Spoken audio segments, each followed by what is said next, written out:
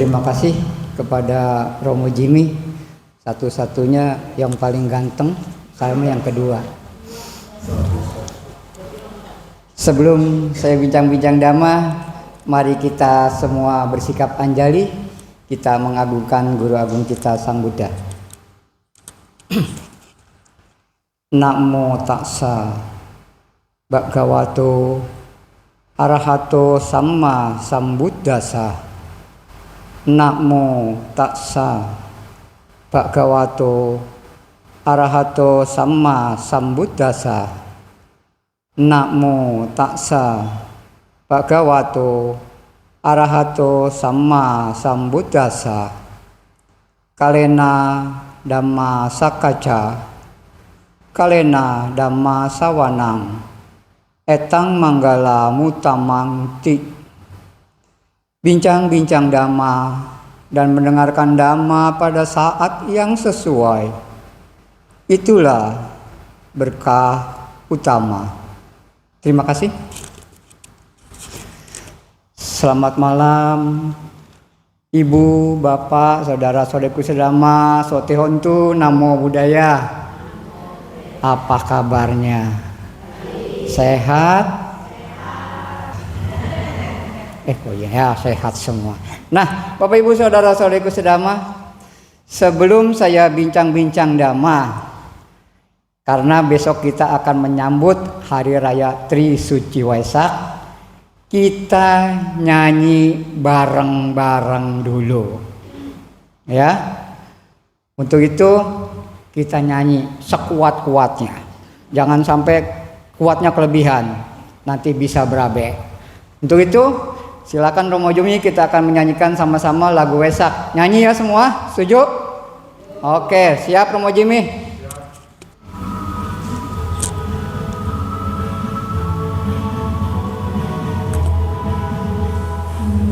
Hari Wesak selamat,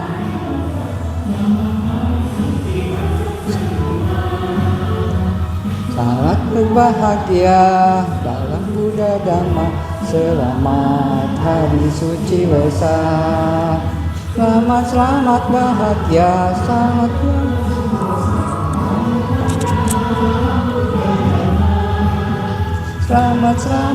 Wesak, selamat.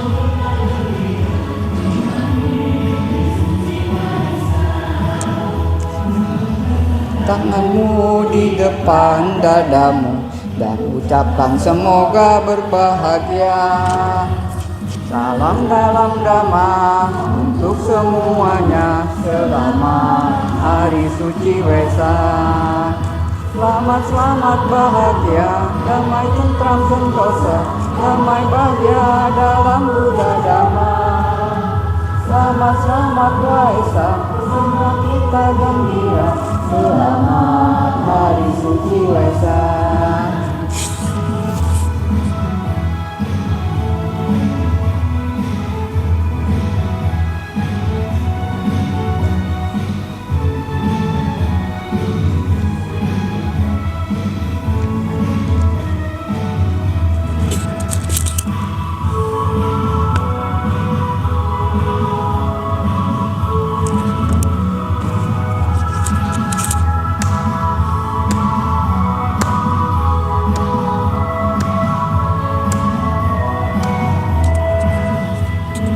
Angkatlah tanganmu di depan dadamu dan ucapkan semoga berbahagia.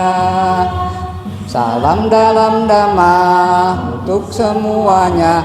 Selamat Hari Suci Wesak, selamat bahagia, damai tentram sentosa, damai dalam Buddha Dhamma.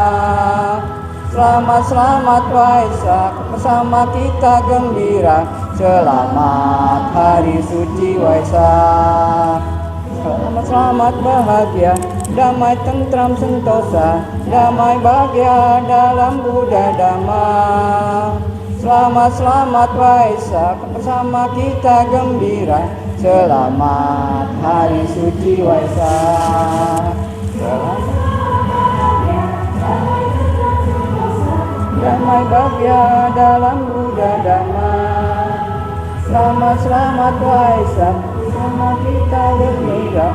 Selamat hari suci Waisak, selamat hari suci Waisak. Oke, terima kasih Romo Jimmy, tepuk tangan buat Romo Jimmy. Nah, Bapak Ibu, saudara-saudari sedama, ya, meditasi sudah, nyanyi sudah gembira.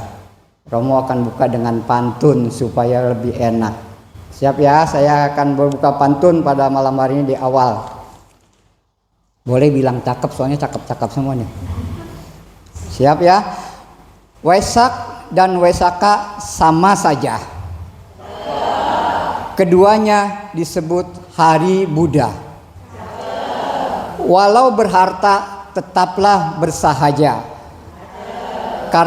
Karena hidup berputar bagaikan roda dhamma. Ya.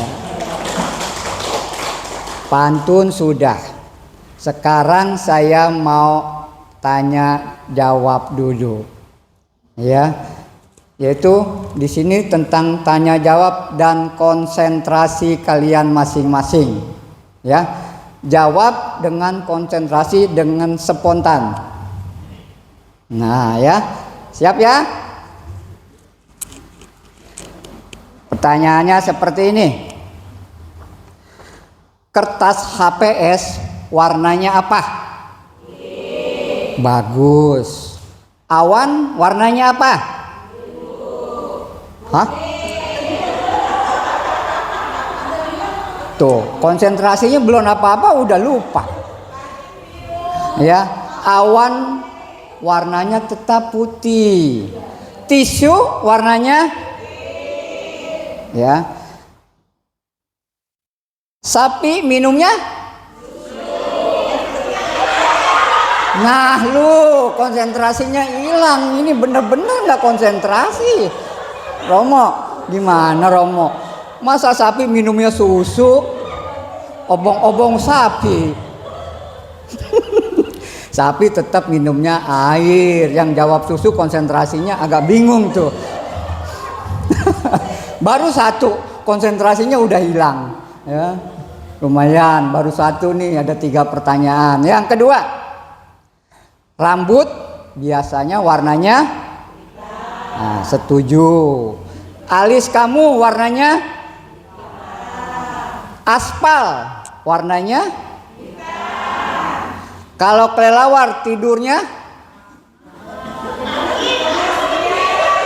Tidak konsentrasi lagi. Romo baru 2 tuh konsentrasi. Kelelawar tidurnya tetap siang. Kalau malam mah dia mencari makan. Tuh kan nggak konsentrasi. Udah 2 jawaban masih salah juga. Dibilang konsentrasi. Ya. Satu lagi deh. Ini harus bener nih, jangan sampai salah lagi nih ya. Oke. Warna cendol warnanya? Bagus. Baru pertama bener nih. Ya. Daun kelapa warnanya? Hijau, benar. Warna rumput umumnya? Jerapah makannya?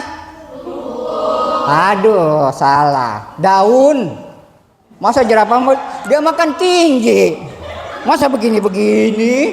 Tuh kan konsentrasinya salah lagi. Obong-obong di depannya daun semua. Siapa yang makan jerapah makan udah begitu emang. Waduh. Konsentrasinya 3-3-nya Romo baru dimulai sama si Romo. Jangan-jangan faktor U nih. Kalau Romo Tony Yoimo U-nya ada 4 sih, soalnya saya ingat. Masih ada nggak yang ingat 4? Yang pertama faktor usia. Katanya Romo, saya masih ingat loh kalau orang ceramah saya bilang gitu. Yang kedua faktor umur. Yang ketiga faktor uang.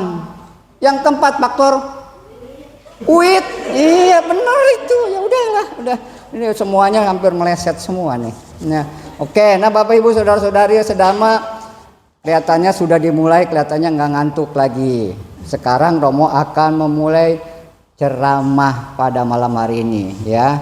Ceramah pada malam hari ini judulnya si Romo hampir lupa nih, Romo Jimmy. Maaf ya. bendera Buddhis, makna bendera Buddhis dan makna simbol lainnya, kalau nggak salah ya. Oke.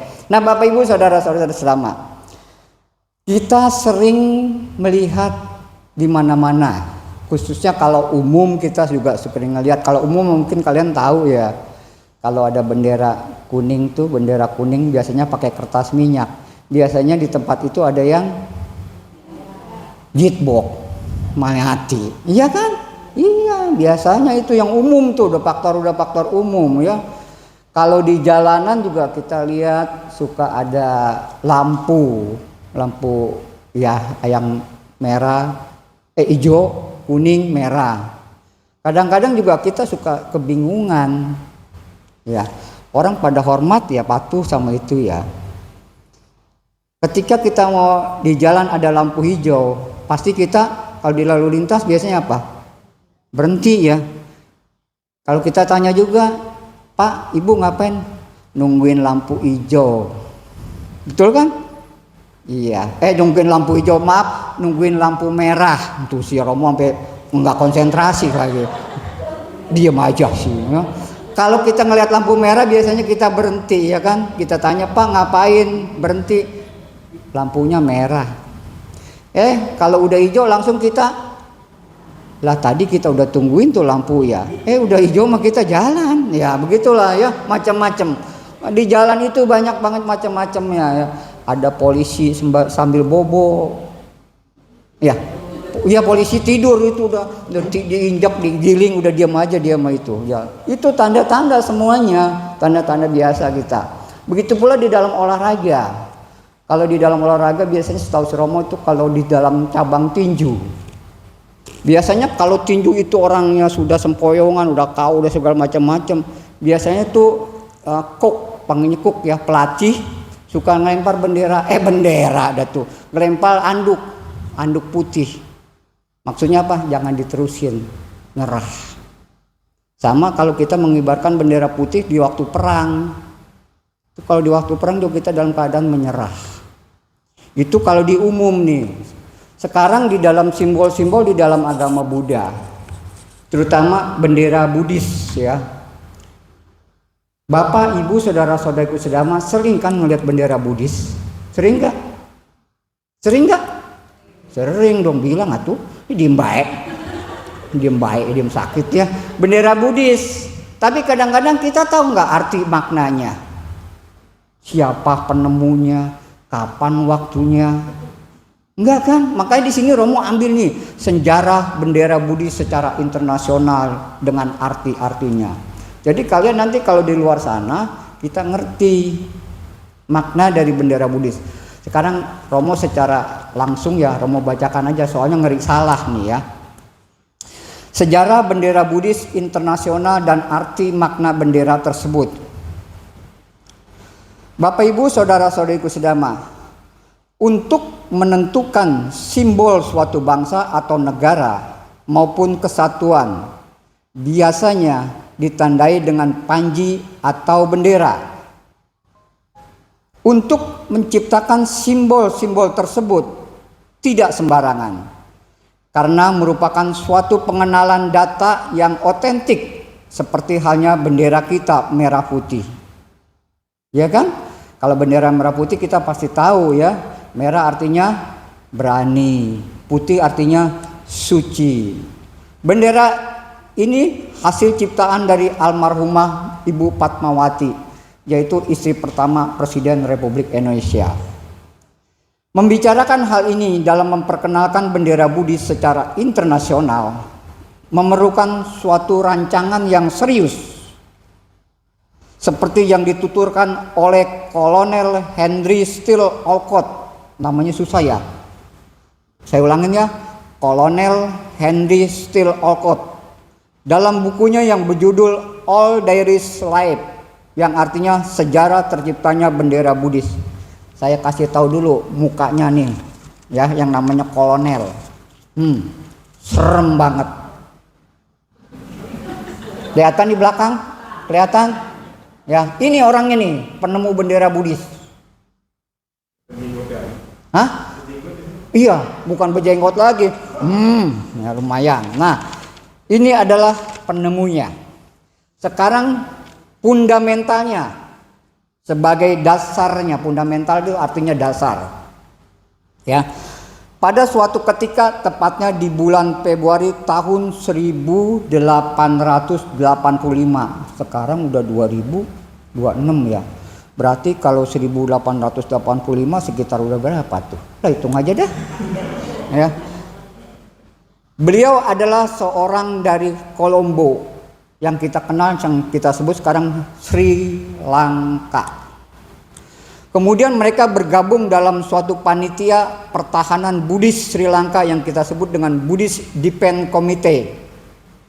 Ia membuat suatu gagasan untuk membentuk bendera Buddhis yang kelak akan diterima oleh semua sekte atau aturan yang ada umat Buddha di seluruh dunia. Dengan dasar inilah maka dibuat bendera Buddhis agar kelak menjadi lambang persatuan umat Buddha di kemudian hari. Tujuannya dapat menyatukan dua titik yang berlainan, antara lain ajaran Buddha Utara dan aliran Buddha Selatan. Namun karena melihat dasar fundamental yang dari aliran Utara dan Selatan tersebut, dengan adanya suatu lambang bendera Buddhis maka bisa menyatukan aliran-aliran tersebut di dalam ajaran Buddha Dhamma. Ya, 6 warna atau rancangan yang akan dibuat. Dalam usahanya untuk merencanakan bendera Buddhis tersebut, dari Sri Lanka telah mendapat sebuah pikiran yang sangat baik dan sangat unik sekali. Mereka menyarankan agar bendera Buddhis tersebut dibentuk dalam warna-warna aura atau cahaya yang keluar dari badan Sang Buddha. Ketika beliau mencapai kesucian, tepatnya di bawah pohon Bodhi di Bodhigaya di saat bulan purnama.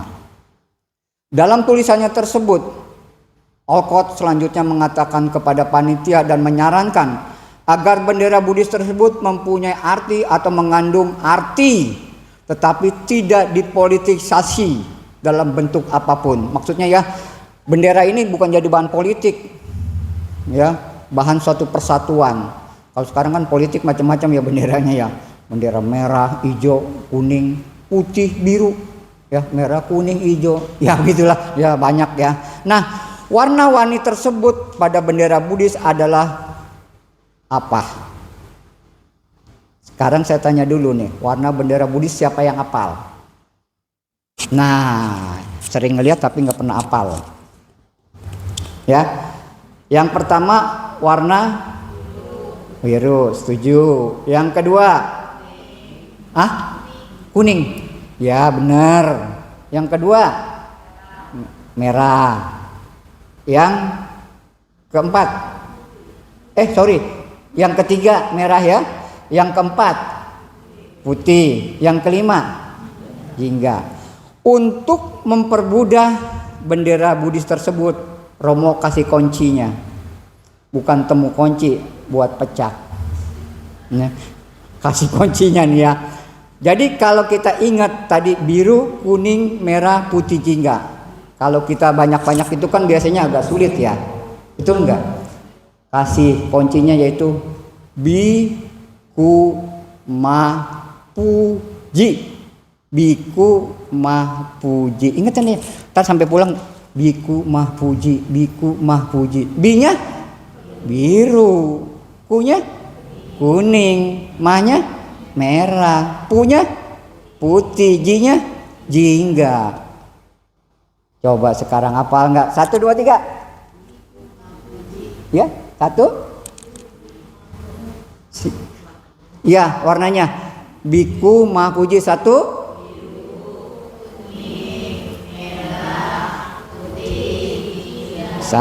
Tepuk tangan buat sendiri. Nah, ya.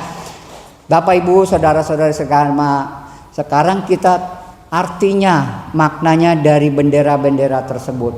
Tadi kan dikatakan keluar dari tubuh atau aura Guru Agung kita. Ada yang lihat dari handphone tuh belum ya. Ya. Warna-warni ini terdapat pada bendera Buddhis adalah warna biru, kuning, merah, putih dan jingga. Ya. Warna-warni ini disusun secara vertikal. Kamu kasih gambarnya. Tuh, walaupun udah ada yang ngeliat handphone biar kelihatan. Ya. Ini warnanya ya. Seperti ini ya. Nanti juga kaos kita nanti kayak gini ada. Saya milih nanti seperti ini ya. Ada bendera Buddhis ya. Ya, mantap katanya, yang nggak ikut jalan-jalan tahu rasa dia. Ya tahu rasa, nggak ikut jalan-jalan di rumah. Ya kita rasanya ketahuan. Nah, oke ya. Si milih nambah lagi katanya tadi Romo dibilangin ya. Warna-warna ini disusun secara vertikal. Lalu di sebelahnya ada kelima warna yang disusun secara horizontal. Jadi ada yang vertikal ya begini-begini, dan ada yang kesono-kesono tuh. Ya.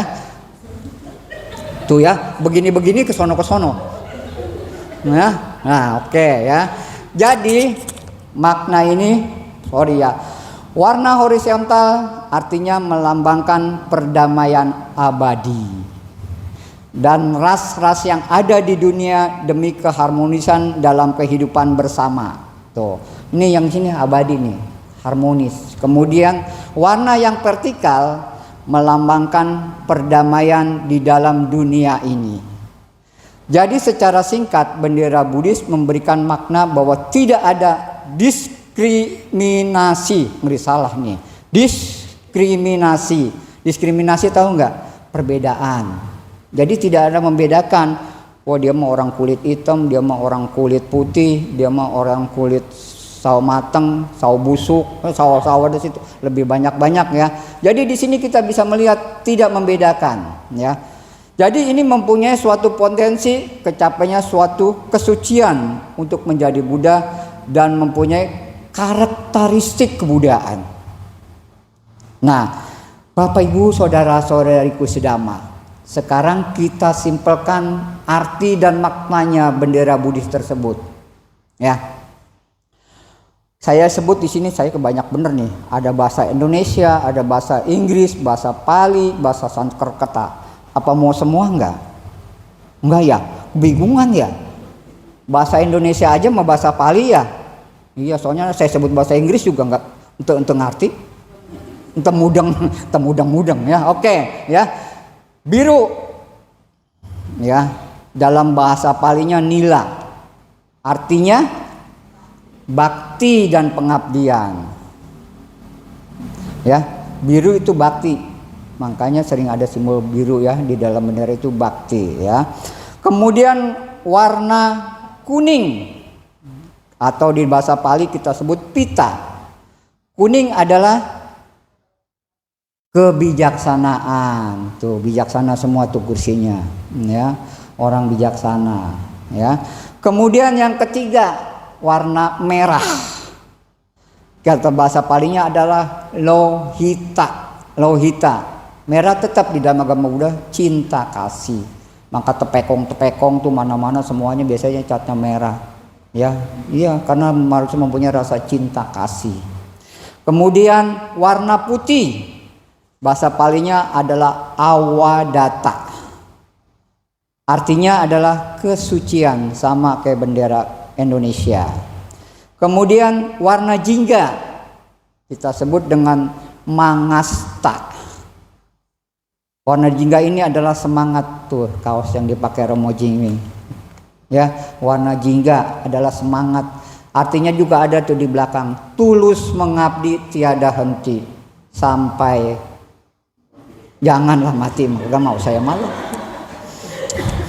Ya, oke, jadi ya, jadi keenam gabungan 5 warna di atas melambangkan aura atau sinar yang keluar dari tubuh Sang Buddha atau kita bahasa Pali disebut Prabhaswara. Nah, Bapak Ibu saudara-saudariku sedama, ya. Jadi kelima hal tersebut ya, itu adalah lambang-lambang dari bendera Buddhis kita. Nah, bagaimana tadi kita sudah mengerti ya, maaf ya. Ya, biru tadi bakti melambangkan pengabdian atau ya, yang keluar yang tiada taranya dari manusia. Maaf si Romo ada sedikit kesalahan. Ya. Nah, maknanya yang tadi ya, biru yang keluar Biru dari warna rambut Sang Buddha, melambangkan bakti atau pengabdian yang tiada henti. Jadi itu biasanya ada ya, sinar yang keluar dari Sang Buddha. Jadi biru itu melambangkan adalah bakti atau pengabdian. Kuning emas yang keluar dari warna kulit Sang Buddha. Wih, warnanya apa? Kulitnya kuning langsat ya. Kalau kita mah kuningnya kuning ngambang. Ya. Melambangkan kebijaksanaan. Ya. Kemudian merah tua dari warna darah Sang Buddha yang melambangkan rasa cinta kasih. Warna putih yang keluar dari warna tulang dan gigi Sang Buddha yang melambangkan kesucian. Kemudian warna jingga yang keluar yang diambil dari warna telapak tangan, kaki dan bibir Sang Buddha yang melambangkan semangat. Jadi gabungan kelima warna tersebut merupakan 5 faktor yang telah kita sebutkan di atas. Jadi maknanya sebenarnya istilahnya Prabhaswara adalah bersinar sangat terang atau sangat cemerlang sekali. Nah, kita sudah tahu nih warna-warna Buddhis dan artinya. Sekarang kita ulang yuk. Jangan 4U ya, mudah-mudahan enggak lagi ya. Yang pertama warna, terus yang kedua, yang ketiga, yang keempat, yang kelima, iya. Artinya warna biru, warna kuning, warna merah, warna putih, warna jingga, semangat. Berarti udah hafal. Ntar pulang jangan lupa lagi.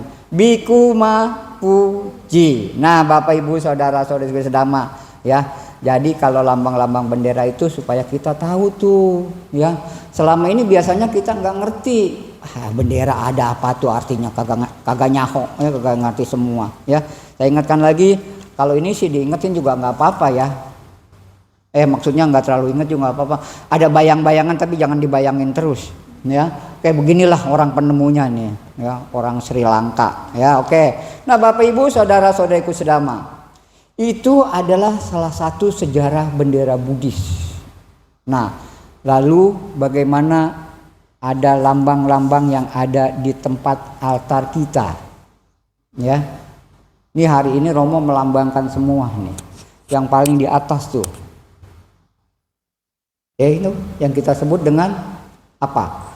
Simbol roda Dhamma atau kita sebut Dhamma Cakar. Kalau kita kenang pertama sekali Guru Agung kita Sang Buddha yaitu Dhamma Cakka Pawatana Sutta atau 4 kesunyataan mulia. Nah, Bapak Ibu saudara-saudari sedama ya.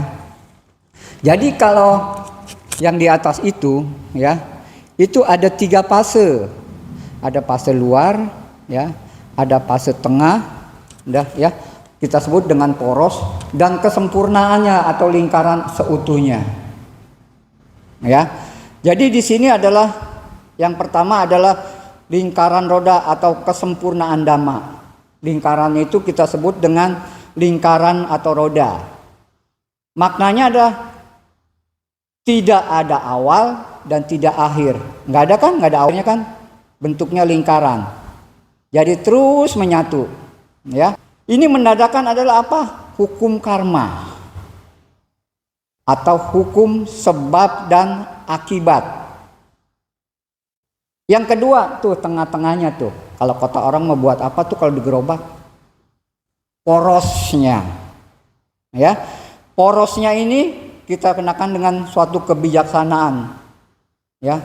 Kebijaksanaan yang bagaimana? Karena ini adalah pusat dari segalanya. Pusat segalanya tahu? Di dalam Dhamma kita dikatakan pusat segalanya apa? Kita hidup bahagia, kita hidup senang, hidup susah, segalanya tergantung apa? Pikiran.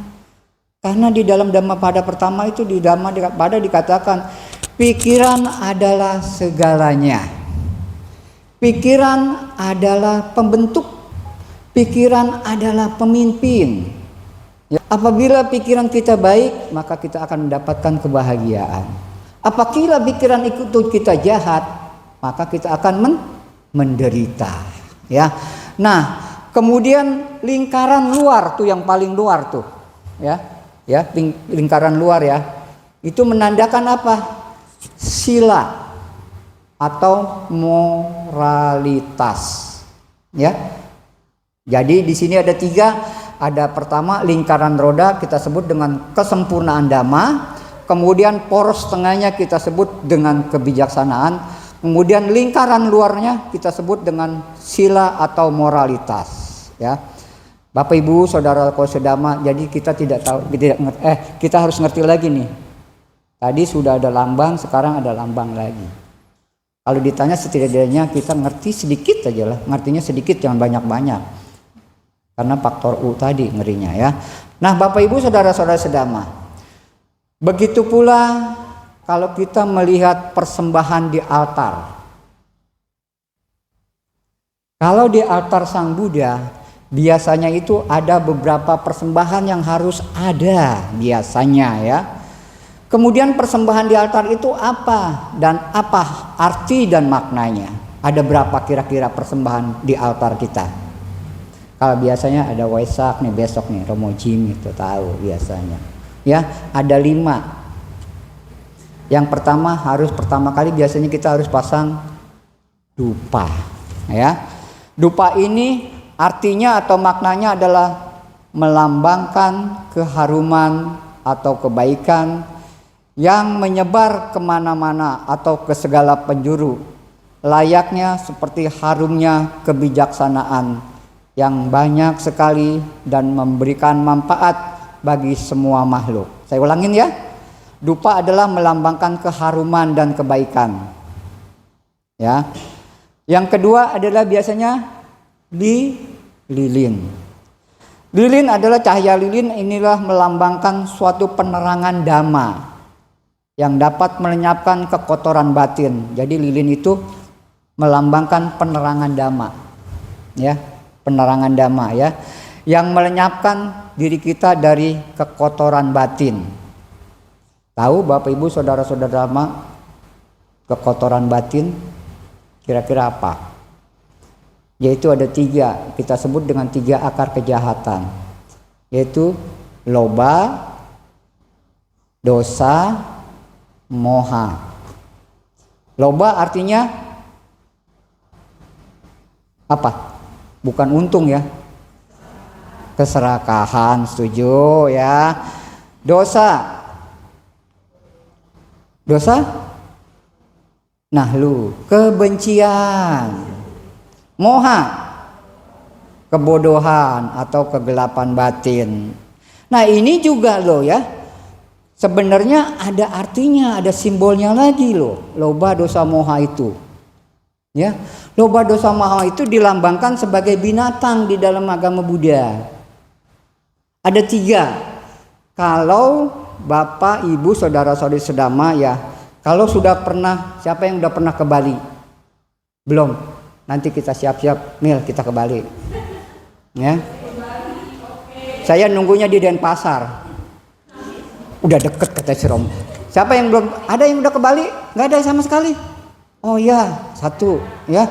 Itu kalau kita ke Bali sana udah 9 bulan tapi itu ya. Iya, semuanya udah katanya ke Bali 9 bulan Romo. Ya itu mas 9 bulan juga Bali. Ya. Nah, kalau kita nanti ke Bali sana, itu ada suatu tempat wisata yang namanya tempat wisata agama. Di sana itu satu lapangan, maksudnya bukan itu ya, suatu tempat yang cukup luas ya. Itu ada 6 agama, semuanya ada di sana. Saya dulu datang nggak pernah ke sana di Bali, tempat wisata tadi, tempat wisata agama-agama, itu semuanya ada. Jadi kalau agama yang ada di Indonesia itu agama pertama Islam, Kristen, ya. Kristen ada 2 loh ya, Protestan sama Katolik, udah 3 ya. Terus Hindu, terus Buddha, yang terakhir Konghucu. Itu ada semua. Si Romo juga, tapi si Romo sih memang sebetulnya udah tahu. Ketika kita mau masuk ke Dhammasala Wihara yang ada di Bali itu ada gambar seperti ini. Sama kalau kita ke wihara ada di Tangerang nih, Wihara Dharma Ratna. Siapa yang udah pernah ke Wihara Dharma Ratna? Belum juga ya. Sebetulnya Wihara Dharma Ratna itu pendiri wihara ini loh, Bantenya. Bante Abhayanando sama saya dulu. Bante Abhayanando itu yang memberikan support saya mendirikan Cetia ini. Ketika kita mau ke Wihara Dharma Ratna juga ya, ketika kita mau naik tangga ke tempat aulanya, ke tempat Dhammasala seperti ini ya, itu ada lambang tadi 3. Ketika itu saya juga belum tahu loh, apa sih kok nih wihara-wihara suka ada lambang 3 tadi itu. Berarti tadi loba, dosa, dan moha. Dilambangkan 3 tadi. Yang loba ya, loba, dosa, moha. Loba itu keserakahan. Dilambangkan di sana apa tahu nggak? Ular, ayam jantan. Ya. Sekarang kalau Bapak Ibu saudara-saudariku sedama, sekarang kita telaah, kita teliti ya ayam jantan. Sifat-sifatnya ayam jantan. Kira-kira tahu nggak sifat-sifatnya ayam jantan? Coba apa cara kira-kira? Kan tadi dilambangkan serakah kan ya, keserakahan. Ayam jantan itu sifatnya seperti tadi. Ya maaf nih ya, kalau dia ngeliwat ayam betina, ya ayam jantan itu biasanya apa? Kalau bahasa orang Benteng menyeredeng-neredeng. Sama nggak ya di sini ya? Ngeredeng tuh, nih ayam nih, ya. Kuku, ayo diikutin, nih nyeredeng-nyeredeng panggilnya nih, diudak-udak terus. Kemana aja? Naik ke tembok, diudak sampai ke genteng juga diudak-udak. Ya, kalau mau dikawinin. Tapi kalau udah sampai misalnya di bawah atau dimanapun ya dikawinin, cerot, maaf ya, cerot betul lah, itu dikawinin ya. Ayam ini mah ya, jangan berpikiran yang neko-neko nih ya. Setelah dikawinin tadi, itu apa? Ditinggalkan. Serakah dia, mau lagi, wah kata ini dia. Tetapi setelah ayam betina ini bertelur kemudian beranak, ngakuin nggak? Enggak. Itu namanya serakah. Maaf ya, cerot-cerot di sono-sono masa serakah tapi nggak ada yang mau diakuin. Anak siapa katanya? Iya, itu namanya tidak dilambangkan. Jadi sifat-sifatnya kita tahu. Kemudian yang kedua apa? Dosa. Dosa kalau di dalam agama lain kita kenal dosa ya. Makanya di dosa agama Buddha lain, bukannya dosa itu. Dosa itu adalah kebencian. Ya. Misalnya Bapak Ibu saudara-saudara, gue mau benci sama si A. Kadang-kadang orang suka ngomongnya kelupaan. Gue mau benci sama dia sampai mati. Gue mau benci sama dia. Ya, ngebenciin orang sampai mati. Kesian banget ya. Dia mau udah enak-enak, kita yang mati duluan. Dia mau makan bakso enak-enak, kita ngeliatin aja ya. Benci. Dia mau kelihatannya enak banget makan bakso. Gue mau makan bakso nggak pernah enak ya. Misalnya mau makan pecak enak ya. Enggak ya. Pecak melu si Romo katanya. Emang makanannya ke situ melu. Oke ya. Dosa dilambangkan sebagai binatang. Tahu nggak? Nah itu kan ada lambangnya juga, yaitu lambangnya uduk, enak uduk mah, ular, ya ularnya yang berbisa tapi ya. Sekarang kita perhatikan juga sifat-sifat binatang ular, ya. Binatang ular itu biasanya sifatnya gimana, ya? Binatang ular itu biasanya diem, ya kan ya? Baik di jalanan, di tempat-tempat rumput-rumput atau di sawah, biasanya diem baik. Kalau orang Pondok Jawa misalnya diem baik sih, bukan diem jahat, diem aja gitu ya, diem aja.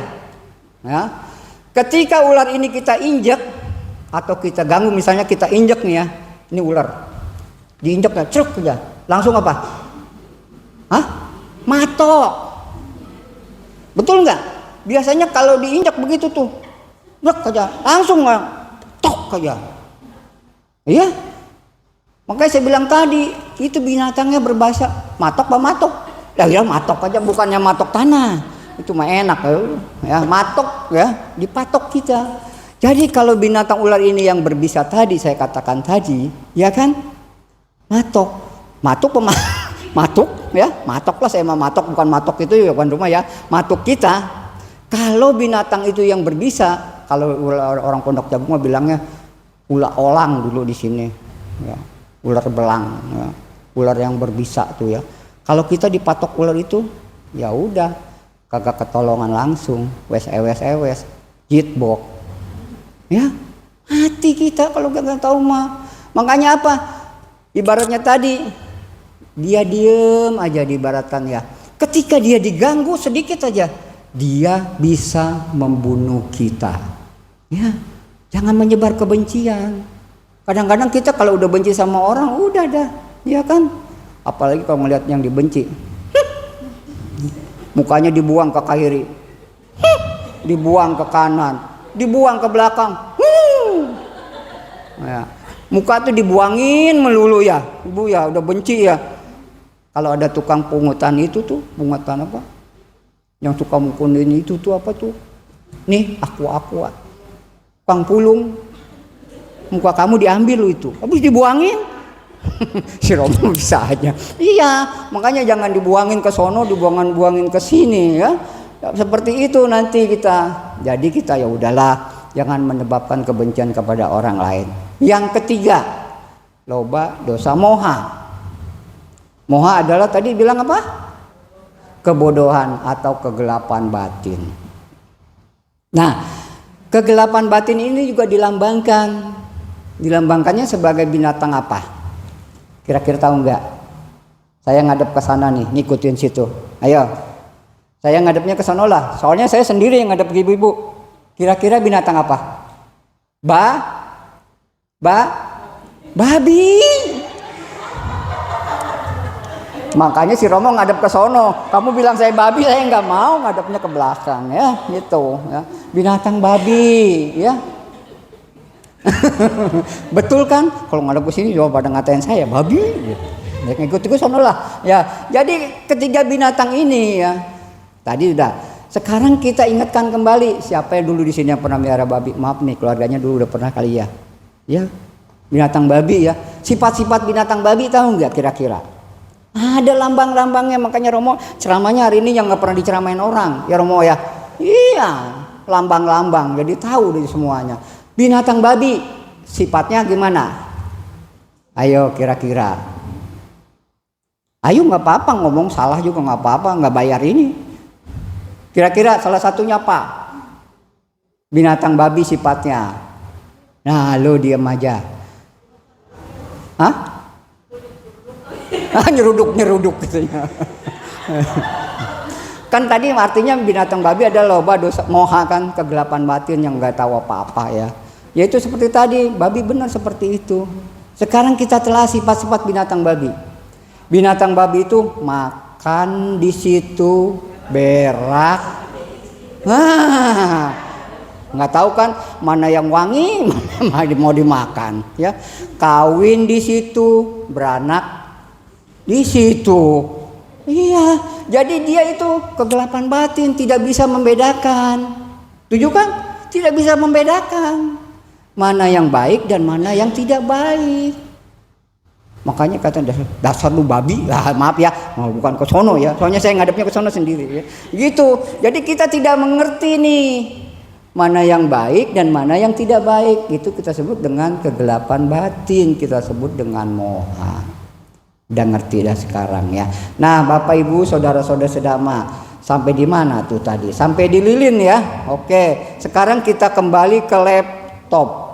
Oke, yang ada di altar. Tadi dupa, kemudian yang kedua lilin. Yang kedua lilin udah, yang ketiga adalah air. Nanti tuh airnya nanti ditaruh yang aqua. Ya, air ini melambangkan kemurnian dalam pikiran, ucapan dan perbuatan. Itu untuk membersihkan batin kita dari segalanya. Ya, jadi itu orang bersifatnya air, mengalir terus ya. Kita seperti itu. Kita harus mempunyai sifat air, yaitu memberikan kemurnian di dalam pikiran, ucapan dan perbuatan. Mana ada air turunnya ke atas ya? Turunnya pasti terus ke bawah, mengisi yang kosong, mengalir. Ya. Kemudian yang keempat adalah bunga. Bunganya ini nggak apa-apa, banyak macam-macam. Ya, bunga melambangkan, tahu nggak? Bunga itu melambangkan anicca. Anicca itu tahu? Anicca adalah ketidakkekalan atau ibarat hidup yang berubah-ubah.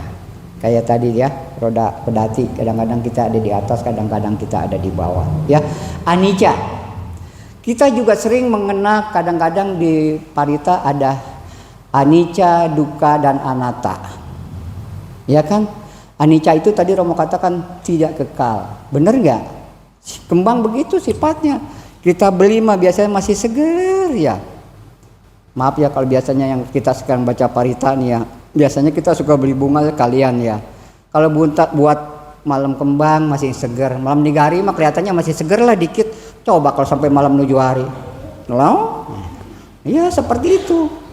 Jadi seperti itu melambangkan ketidakkekalan. Nah Bapak Ibu saudara-saudariku sedama, tadi Romo katakan anicca, dukkha, dan anatta. Kita sebut di dalam agama Buddha tilakkhana atau 3 corak umum. Yang tadi pertama anicca, dukkha. Ya, dukkha tahu ya artinya penderitaan. Dukkha adalah derita. Ya, itu di dalam dukkha itu di dalam agama Buddha, kalau di dalam Romo suka ada di nyanyian itu ada 12 macam loh. Banyak banget ya. Banyak enggak? Kurang 12. Wah, udah cukup lah ya. Anicca, dukkha.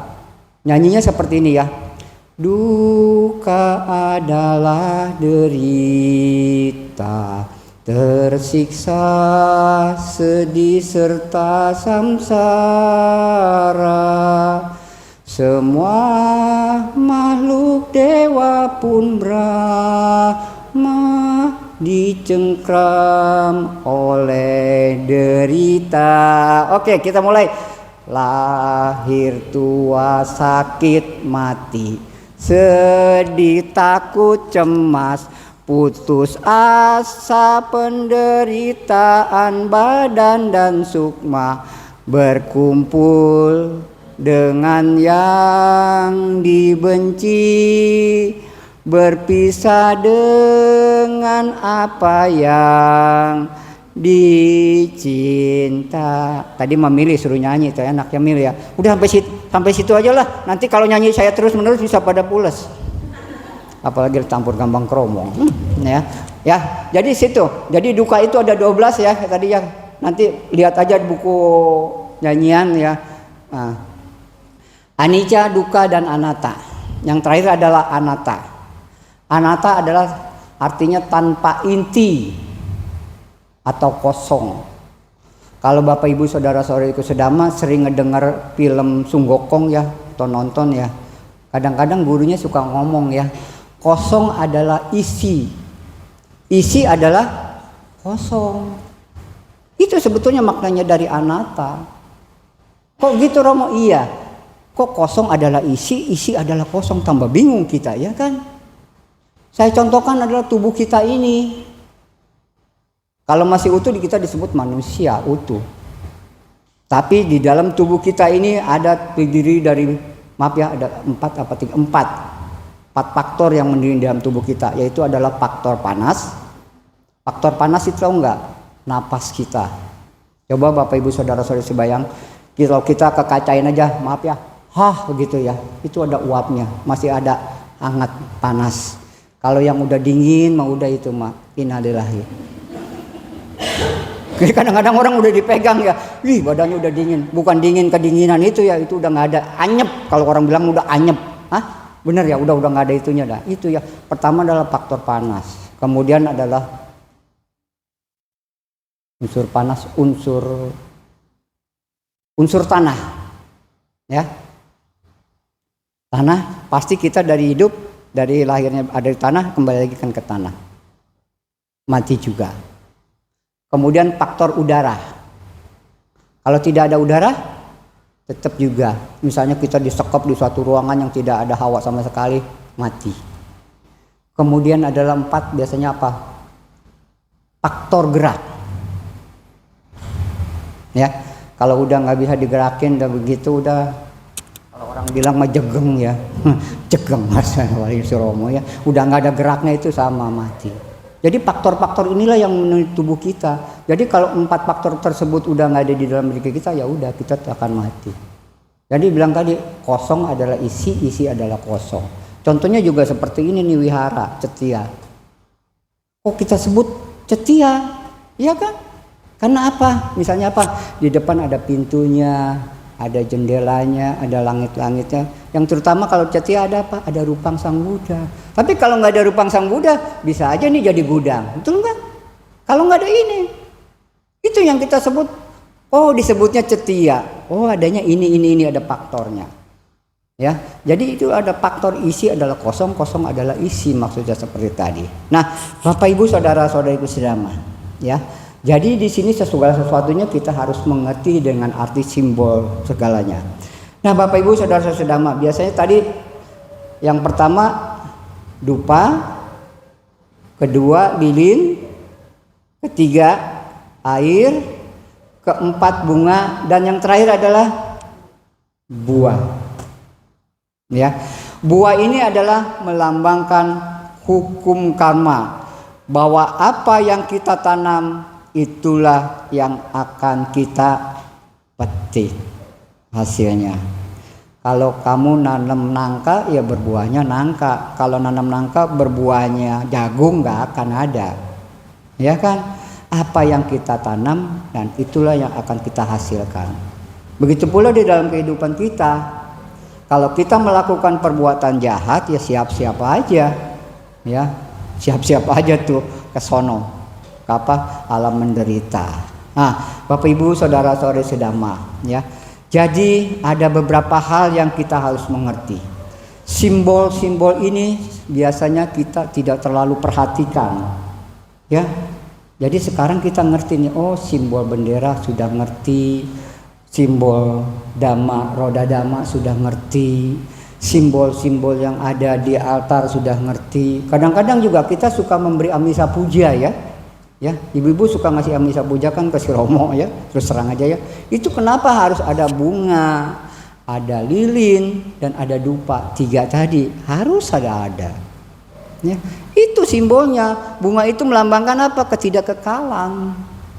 Lilin itu di dalam dhamma seperti tadi sebagai penerang kehidupan kita, sebagai dhamma yang diajarkan. Dupa itu wangi, menandakan kebijaksanaan. Ya, jadi wanginya bunga itu tidak seharum kebijaksanaan kita. Jadi kita harus berbuat baik.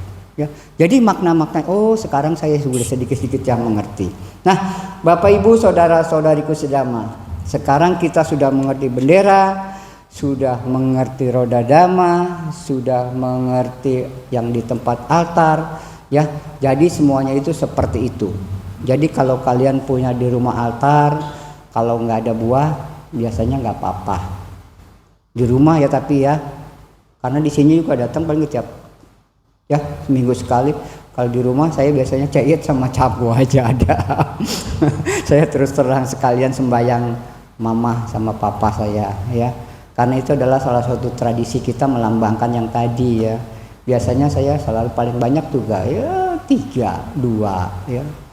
Kita taruh buah atau makanan, air ya. Bunga sudah ada, masang dupa hampir ada semuanya ya. Jadi kita kalau seperti itu, jadi kita ngerti setiap hal. Jadi Bapak Ibu saudara-saudara sedama, jangan disepelekan lambang-lambang tersebut ya. Mungkin hanya itu saja ya yang saya perlu bicarakan pada malam hari ini. Semoga dengan kita mengenal ya lambang-lambang yang tadi Romo bicarakan, setidak-tidaknya kita ada bayangan. Kalau nanti yang nggak ngerti, tanyain aja ke si Romo. Si Romo juga bawa catatan, soalnya kebanyakan ini ya.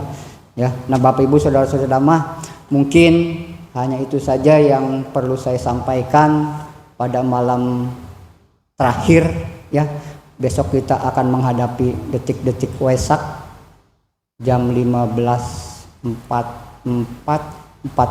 detik kalau nggak salah tepatnya. Kalau di Anuruddha saya lihat 15.44 ya, 15.44.45 ya.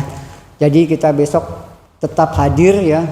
Kalau saya lihat juga Romo Jimmy udah milih dan sebagainya, sudah semua ya ada di grup. Kita harus hadir. Tapi sayang si Romo terus terang nggak di sini. Ya Romo mau nggak kesini, saya ada di Bogor karena saya sudah di-charter di sana sekitar 2 bulan yang lalu sudah dibilangin. Kesian di sana memang setianya cukup besar, lumayan besar.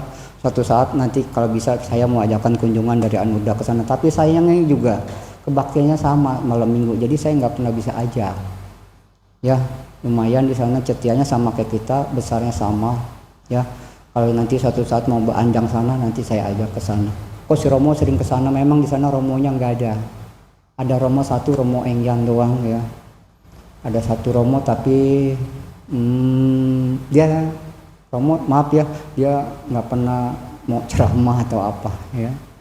Ada satu lagi Romo Ali, dia sibuk. Sebetulnya harusnya saya tanyakan tadi setelah saya ditelepon, harusnya dia ke sana. Dia bilang saya nggak bisa juga Romo karena saya udah mimpin katanya di Depok. Kasihan ya, daripada di sana udah rencananya mateng nggak datang, saya ketega ya. Mungkin hanya itu saja ya Ibu Bapak saudara-saudara. Terima kasih Romo Jimmy mengundang saya dalam acara 3 hari menjelang Wesak ya. Semoga kita semua mendapatkan berkah Wesak, kebahagiaan, sukses dan selalu. Mungkin ada yang ditanyakan, kami persilakan. Saya minum dulu.